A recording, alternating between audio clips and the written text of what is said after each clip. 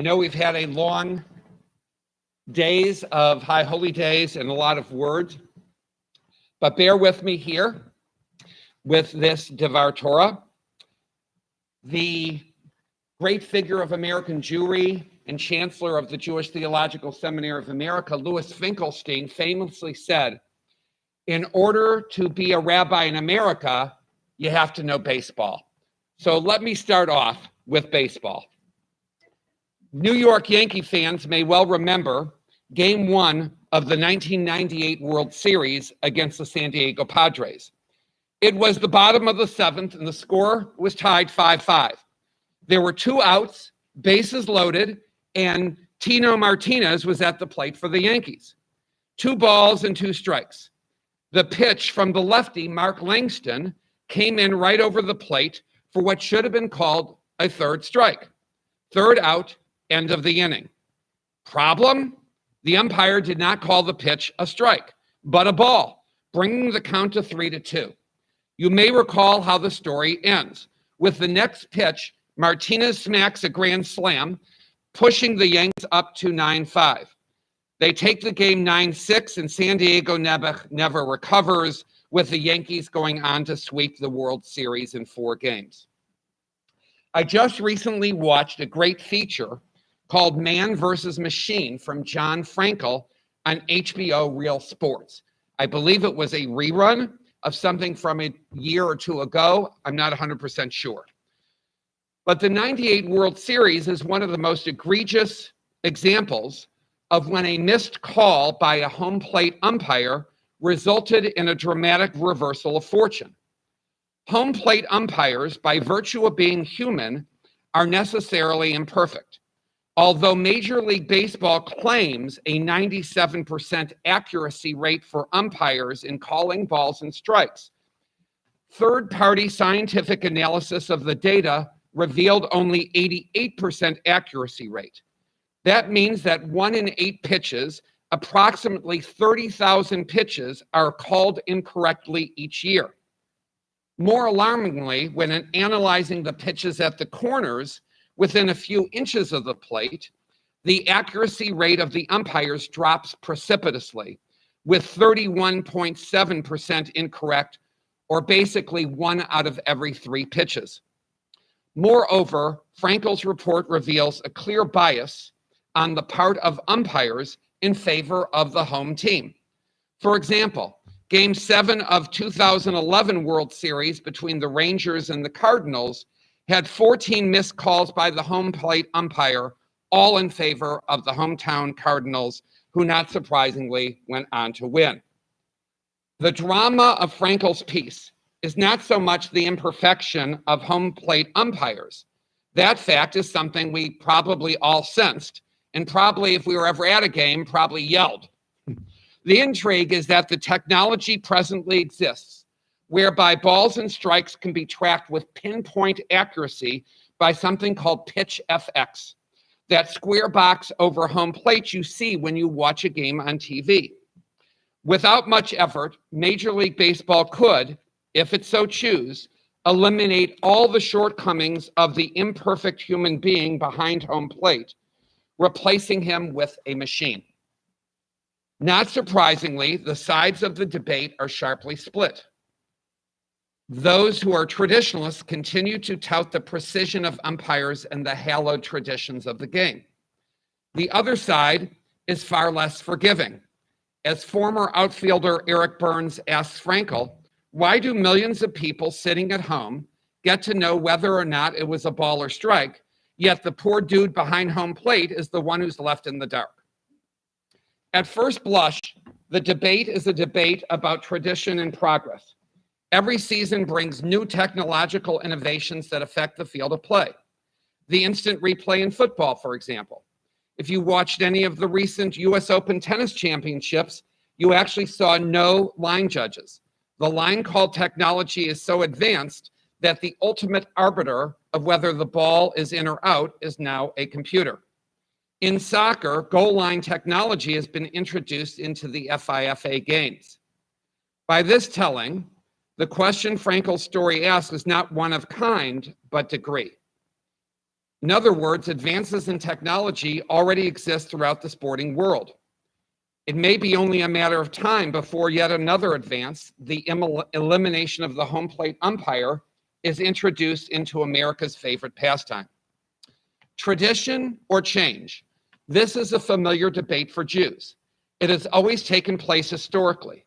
There was never a time where there was one single unified Judaism, but always factions on the spectrum of no change to we need change. In modern times, our own conservative movement has been the community that has tried to honor both the inherited tradition with the impulse toward change and betterment of that tradition. But back to Franklin for a moment. On deeper examination, Frankel's piece raises a question more subtle and more profound, and actually of greater consequence than the balancing act of tradition and change. At the core of the debate, I believe, lies a question regarding the human quest for perfection. There are those who would argue, not without merit, that we should expect perfection, that anything less is unacceptable, and if by means of technology or otherwise, a more perfect game can be played, then we should embrace that as progress toward our desired goal. Others counsel that not only must the integrity of the game and the umpire be maintained, but that the mistakes, the blunders, and even the blown calls, that those two are actually part of the game. Human error is an implicit clause in the unwritten social contract of every spectator sport, part of the thrill of victory and the agony of defeat. No different than losing the ball in the sun or the roar of the home team crowd, the imperfections of an umpire, while unfortunate, are part of the game. Sometimes you win, sometimes you lose, and sometimes it rains. But the game is not the same game without it. One could even go so far as to say that not only are such imperfections part and parcel of the game, but it is actually by way of these imperfections that the intrinsic beauty of the game comes into view. Like a jeweler inspecting a precious stone, our focus this past month, culminating in our observance of Yom Kippur through last night, has been on identifying the flaws and imperfections in our lives, and then looking to remove them or beautify them. We have taken spiritual inventory, acknowledged our imperfections, given and accepted, hopefully, apologies, all with an eye to beginning the year with a clean slate. To a certain degree, the premise of the High Holy Days is based on the possibility that although it is elusive, a more perfect existence remains our goal. So with the fast day just hours behind us, I offer that maybe, just maybe, we need to redirect our spiritual search away from the quest for perfection. I wonder if we're missing out on the importance of imperfection, the very thing, perhaps, that makes life worth living. We soon begin the cycle of Torah readings again and re-encounter the story of creation. The awareness of God's majesty, omnipotence, and perfection is unavoidable. But also unavoidable is the realization that whatever God's intentions were, a perfect creation was not one of them. At the conclusion of every day, God reflects on the fruits of God's own labor, the light, the vegetation, the animals, with the repeated refrain, Vayar Elokim ki tov. And God saw that it was good. Biblical scholar Dr. Tikva Fermerkensky taught that the choice of adjective is significant. Creation was not excellent, not fabulous, not flawless, and definitely not perfect. There is actually a word in biblical Hebrew for perfect, tam. We find it in tomorrow's Torah reading to describe the one thing in this world that is perfect, God. Hatzor tamim po'olo, the rock, God's, whose perfection is in God's activity. Our world, however, was not created tam, it was created tov, good, a B plus, 3 stars out of 4. God is perfect, creation is not. Yes, human beings are created in the divine image, but not in divine perfection.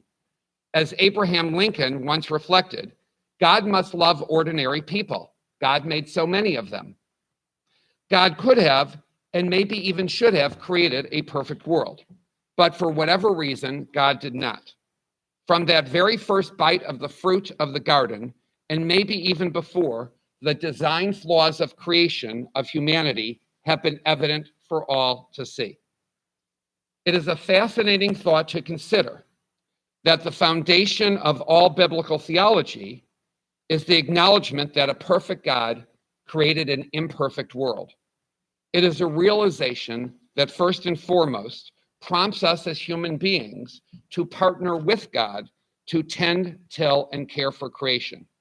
It is a realization that also serves to liberate us from the oppressive insistence on perfection in our own lives. We live in an airbrush era, and we live in an airbrush neighborhood. We're inclined to try to hide all blemishes, physical, emotional, and otherwise. We share and speak of only the good. How are you? Fine. How is everything? Great. If we are on social media, we post carefully curated galleries of our achievements, prides, and successes. We self-present as if life is perfect, despite the fact that it was never meant to be. Sometimes life isn't great. Sometimes we aren't fine. Sometimes we are hurting. Sometimes Rabbi's sermons wander off track, and sometimes Cantor's voices crack. But there lies not the problem of being human, but the promise. It is the lean of the Leaning Tower of Pisa that makes it what it is. It is in the distinctive mode, not just the distinctive mole, not just the well-shaped jawline, that beauty can be found. Imperfections abound. They make us who we are and the world what it is. It is the flaws that constitute the beauty of life. We need look no further than to Nobel Prize winner Bob Dylan to understand the power of imperfection. Bob Dylan himself was the first to admit that he does not fit into a neat category of classically trained musicians. In his own words, the Beach Boys, Elton John, Billy Joel, they made perfect records. My records were never perfect. The resonance of Dylan's voice has nothing to do, surely, with its vocal quality. The enduring value of his most precious melodies have nothing to do with their complexity or structural perfection. Even his most devoted fans characterize Dylan's music as raw and sometimes artless. One shudders at the thought of Dylan auto-tuning his voice, as is the common practice of contemporary vocalists. It is precisely his gravelly and uncooked aspect of his voice and craft that has contributed to the most original, enduring aspect of art. Dylan's music possesses what music critic Ted Goya calls an aesthetic of imperfection. Contrary to a traditional aesthetic in search of a polished masterpiece, an appreciation of the deeply human element in music and the arts renders imperfection higher art. And what is true of Dylan's music and physical beauty is all the more true of life itself. It is not only unrealistic to seek perfection of ourselves and of others, it's unhealthy. The most authentic path to finding the truth of who each of us are and who we seek to be will be found in embracing, like Dylan, an aesthetic of imperfection, not by covering up our mistakes, sorrows, and stumbles, but by acknowledging them. Relationships of value can only be established and maintained by embracing those traits, including imperfections, that mark a person's individuality. Of course, we can and should seek to improve. Of course, relationships should grow. But the most honest and true and spirited moments in life are inevitably the times when we have tapped into, not avoided, our flawed existence. Those are the moments that make us the most human. We seek progress, but not perfection. As Leonard Cohen taught, there is a crack in everything. That's how the light gets in. On Rosh Hashanah, I spoke of how the king's diamond became more precious and more valuable because that crack was recognized and appreciated. That's when cracks become roses. And soon we begin Sukkot, where the imperfections of the sukkah structure and its coverings, the imperfect ways we need to maneuver to manage living in a sukkah, help bring the deepest joy we could experience. May this be the year when we let go of our need for perfect presentations of ourselves to others. May this be the year when we let go of our pretensions. May this be the year when we recognize our flaws and embrace them. May this be the year when we recognize our own flawed home plate umpiring and our missed line calls. May we see our flaws and, like God, declare, Ma Tov, it's part of my beauty. May we develop our personal aesthetic of imperfection, and may we thereby live better lives and experience deeper joy. Amen. Shabbat Shalom. And Mayan will continue leading us in the final parts of the service. Rabbi, I had no idea in the many years that I've known you that you were such a baseball fan.